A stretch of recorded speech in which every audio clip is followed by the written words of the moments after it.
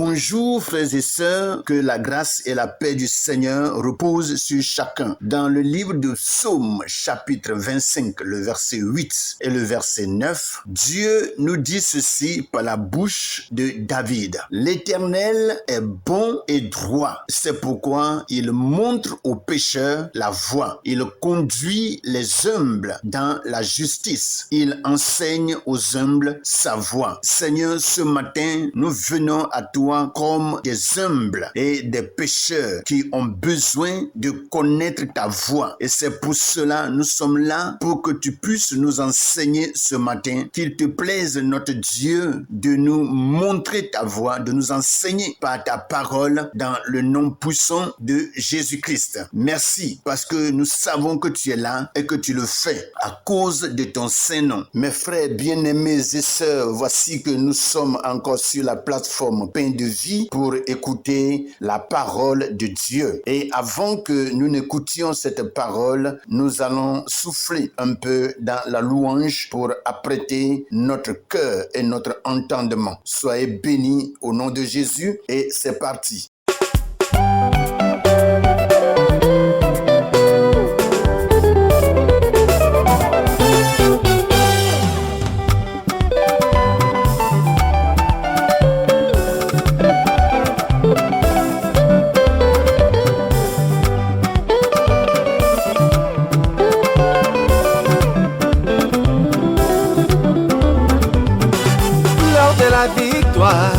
De la vérité a sonné dans mon cœur, que Jésus soit loué, chantons. L'heure de la victoire, de la vérité a sonné dans mon cœur, que Jésus soit loué. Oh, oh, l'heure de la victoire, de la vérité a sonné dans mon cœur, que Jésus soit loué, chantons. L'heure de la victoire, de la vérité a sonné dans mon cœur, que Jésus soit loué. Oh, que Jésus soit loué dans la vérité, que Jésus soit loué dans la vérité, El Shaddai soit loué dans la vérité, que Jésus soit loué dans la vérité.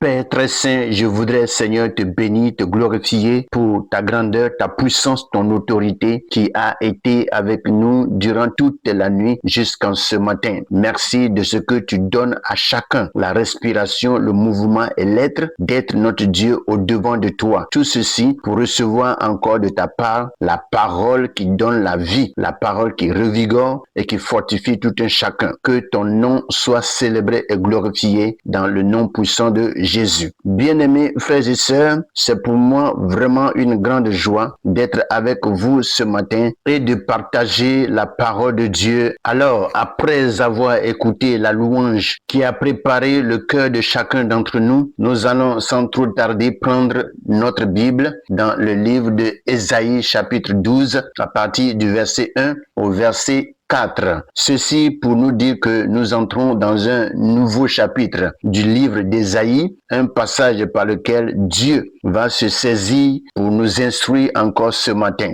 Que Dieu bénisse chacun d'entre nous dans le nom puissant de Jésus. Passons rapidement à la lecture. Il est écrit, tu diras en ce jour-là, je te loue, ô Éternel, car tu as été irrité contre moi, ta colère s'est apaisée et tu m'as consolé. Voici, Dieu est ma délivrance, je serai plein de confiance et je ne craindrai rien. Car l'Éternel est ma force et le sujet de mes louanges. C'est lui qui m'a sauvé. Vous puiserez de l'eau avec joie aux sources du salut. Et vous direz en ce jour-là, louez l'Éternel, invoquez son nom, publiez ses œuvres parmi les peuples, rappelez la grandeur honneur de son nom. Voici notre test de ce jour. La lecture étant faite, nous allons passer rapidement à notre méditation qui a pour thème du salut reçu à la louange proclamée. Pour commencer ce matin, le chapitre 12 du livre d'Ésaïe est comme un chant de reconnaissance qui jaillit après les promesses de salut annoncées précédemment. Après la délivrance vient naturellement la louange. Ce passage ce matin nous enseigne une progression spirituelle importante. Celui qui expérimente le salut de Dieu ne peut rester silencieux. Il devient un témoin rempli de reconnaissance. Le thème de notre méditation ce matin sera développé sur 4 points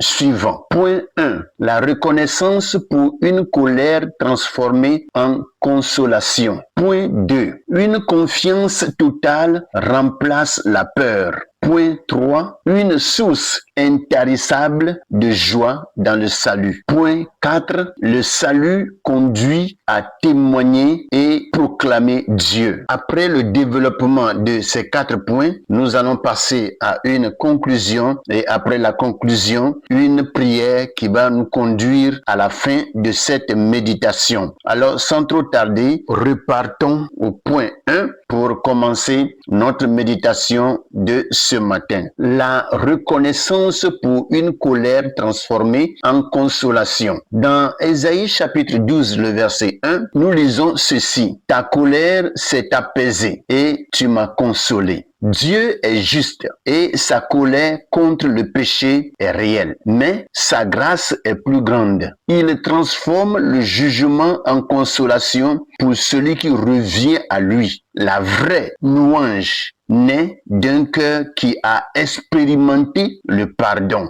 En réalité, ce n'est pas n'importe qui se lève pour louer Dieu. C'est seul celui qui le connaît, celui qui vient à lui et qui reconnaît ses péchés et qui les confesse et qui reçoit le pardon de la part de Dieu et qui est rempli de joie, qui commence à louer Dieu et à le célébrer. Lisons Lamentation chapitre 3, le verset 22 au verset 23. Les bontés de l'Éternel ne sont pas épuisées. Ses compassions ne sont pas à leur terme. Elles se renouvellent chaque matin. Oh, que ta fidélité est grande. Notons ici que Dieu ne reste pas dans la colère. Il revient toujours avec miséricorde. Alors, ce matin, pour quiconque est prêt à revenir à lui, il est aussi prêt à manifester sa bonté et à manifester sa compassion envers lui pour le recevoir entre ses mains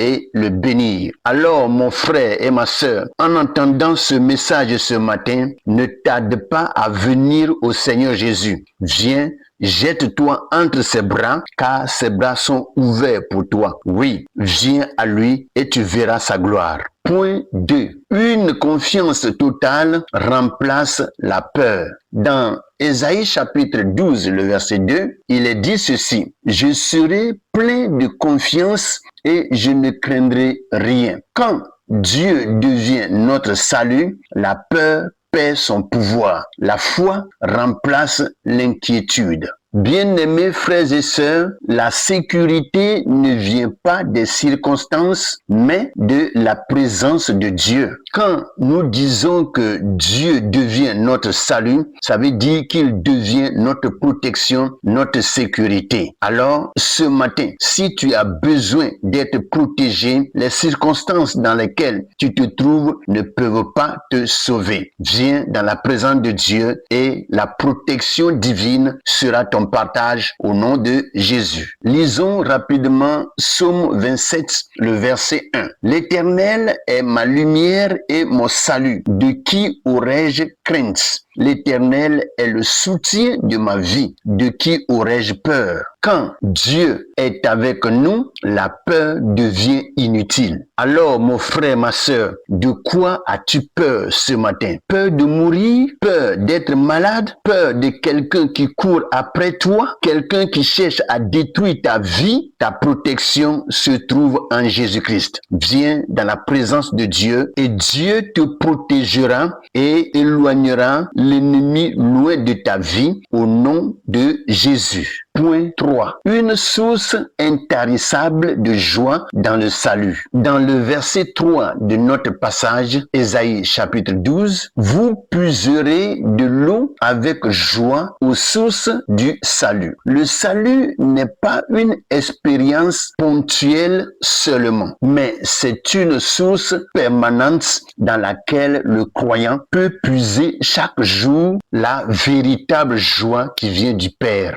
Bien-aimés frères et sœurs, la joie spirituelle vient d'une relation vivante avec Dieu. Lisons Jean chapitre 4, le verset 14. Mais celui qui boira de l'eau que je lui donnerai n'aurait jamais soif, et l'eau que je lui donnerai deviendra en lui une source d'eau qui jaillira jusque dans la vie éternelle. Comprenons ici que Jésus est la source qui ne tarit jamais. La joie du salut est renouvelée continuellement. Point 4. Le salut conduit à témoigner et proclamer Dieu. Ésaïe chapitre 12, le verset 4 nous dit ceci. Publiez ses œuvres parmi les peuples. Celui qui a goûté au salut ne peut le garder pour lui. Il devient un témoin actif de la grandeur de Dieu. En réalité,